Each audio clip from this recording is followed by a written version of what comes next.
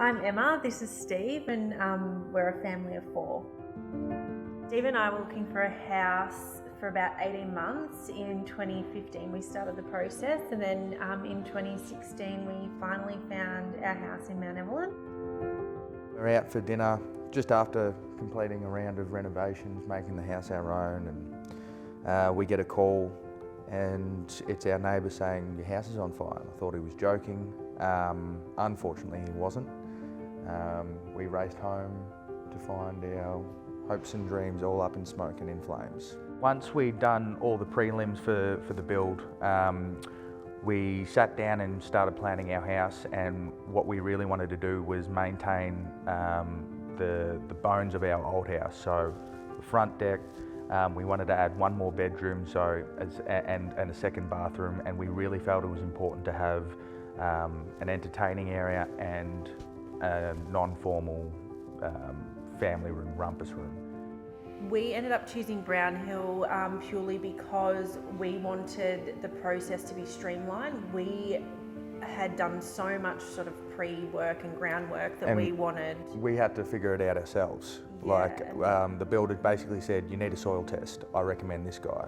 You need to do this. I reckon you should do this." Whereas, I mean, we're not builders. We're just people trying to get our home back.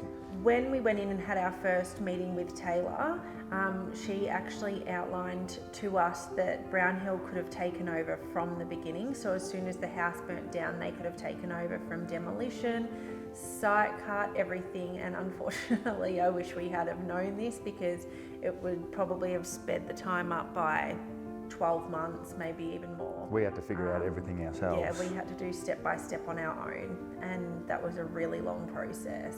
So once we moved on with Brownhill, they had a really fantastic app that we were able to follow along the build, and they would just sort of mark it off every time they'd completed a stage, which obviously kept us in the loop because we couldn't go to the site all the time.